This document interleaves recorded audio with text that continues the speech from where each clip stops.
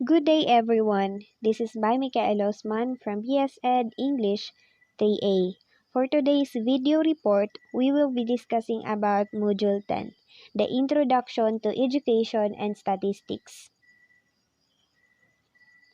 So what is statistics? Statistics is the science of conducting studies to collect, organize, summarize, analyze, and draw conclusions from data. It is a science because statistics follow a systematic process. We don't only use formula, but we observe and follow the process. And it is said that statistics is useful in real-life situations. And this is not only limited to the following: agriculture, biology, business, demography, economics, education, entertainment, and many more.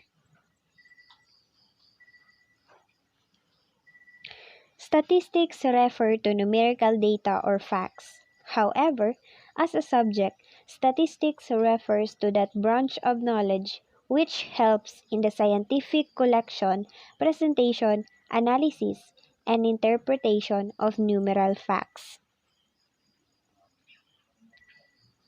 Example of statistics include the numerical facts regarding birth and death, school attendance, employment market rate, total population of students in a school, trend sales from previous data parameter, prediction on probable sales at a specific period at present, and more.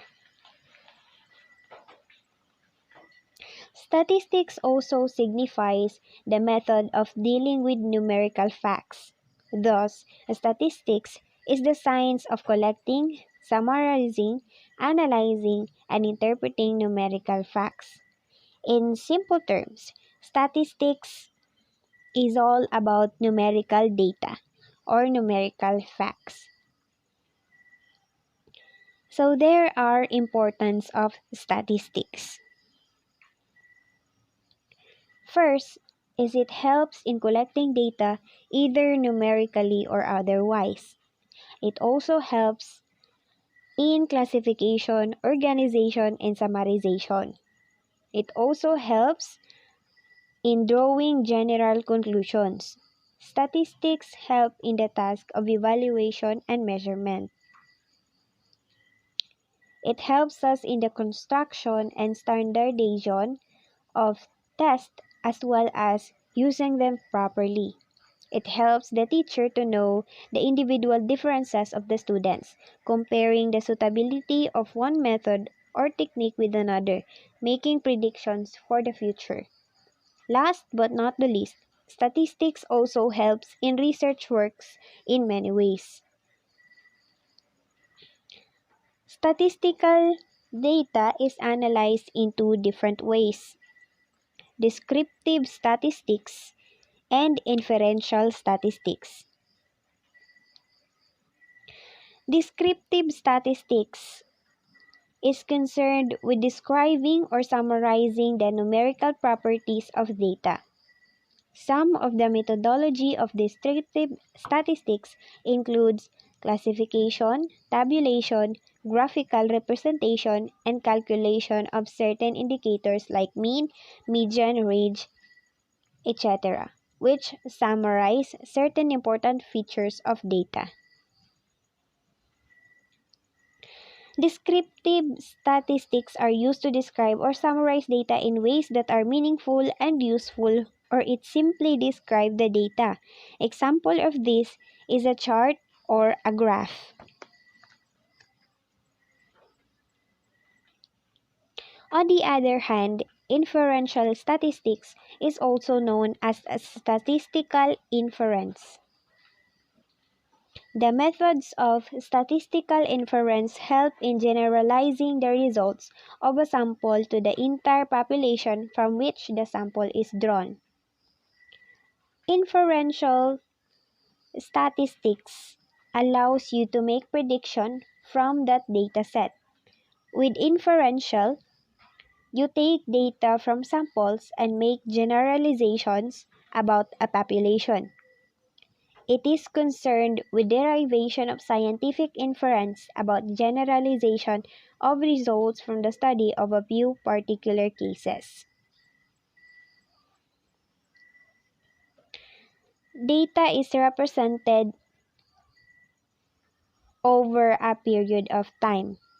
Example of an inference is the minimum and maximum temperature recorded in the city in a newspaper, the record of rainfall, and the time of sunrise and sunset. And data may be of various forms, qualitative and quantitative data. When the data is classified on the basis of certain categories, such data is known as qualitative data. When the groups are based on numbers, such data is called numerical or quantitative data. Or whenever the measurement of a variable or data is possible on a scale in some appropriate units, it is considered to be a quantitative data. Example: age, height, income, and intellectual ability.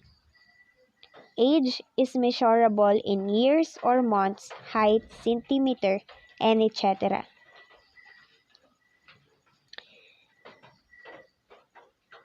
These are the differences between inferential statistics and descriptive statistics.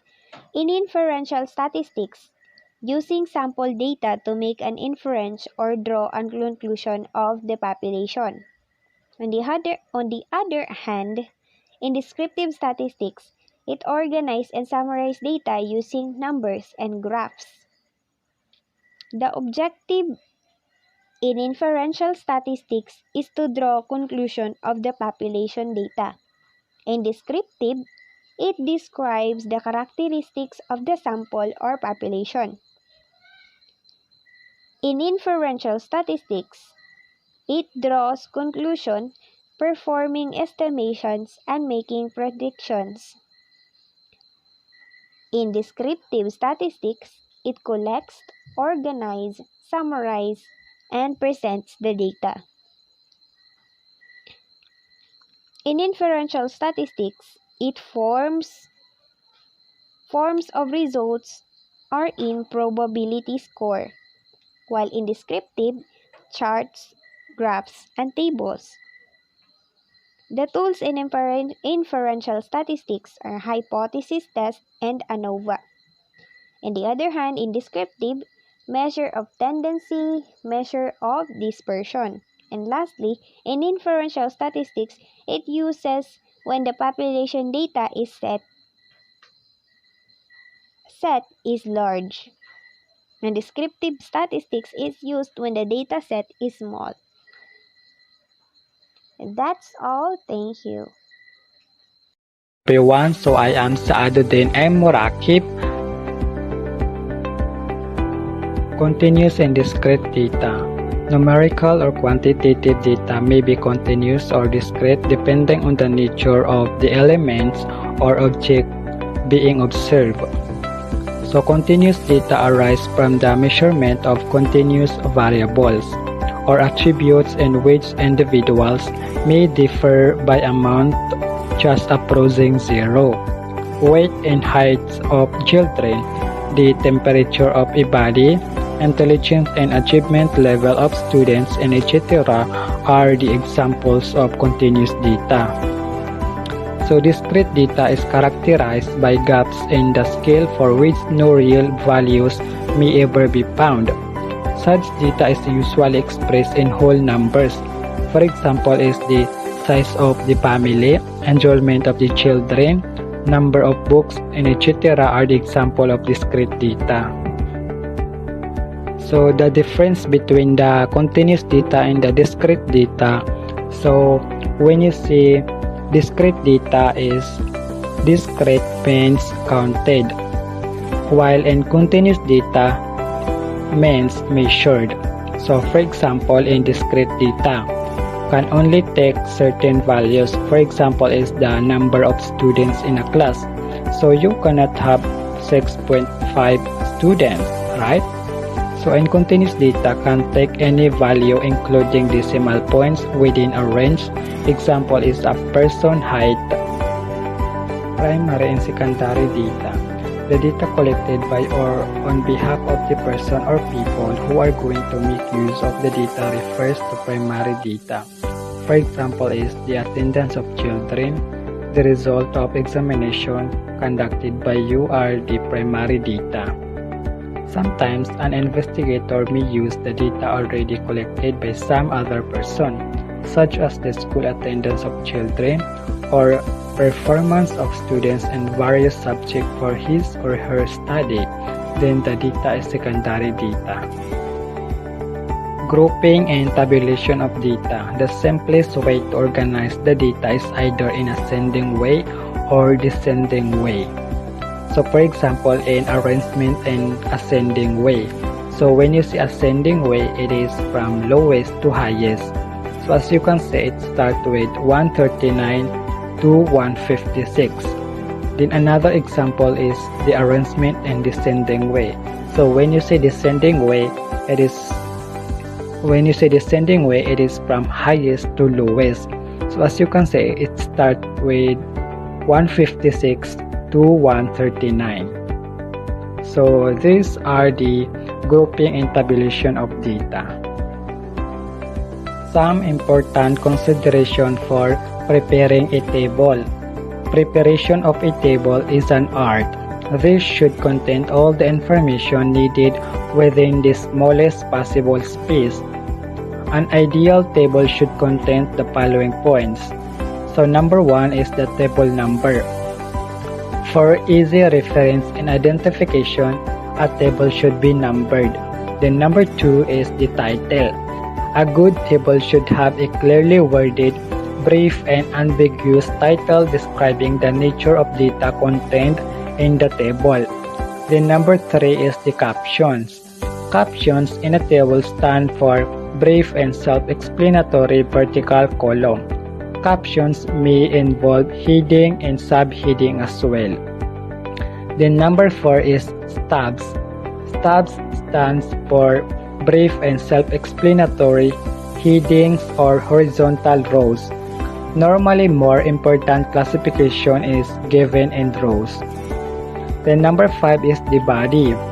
The body of the table contains the numerical information or frequency of observation in the different cells. Then number 6 is footnotes.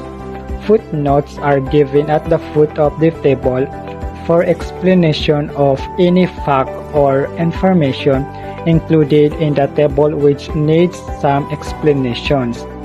Then the last one is the source of data. Lastly, one should also mention the source of information from which the data is taken. This may include the name of the author, volume, page, and the year of publication. So those are the some important consideration for preparing a table. For the better understanding of everybody, so here is the example of the table. So as you can see, this is a table number, the title, the captions, the stubs, the body, the footnotes, and the source of data. So those are the some important consideration when we are preparing a table. So that's all. Thank you.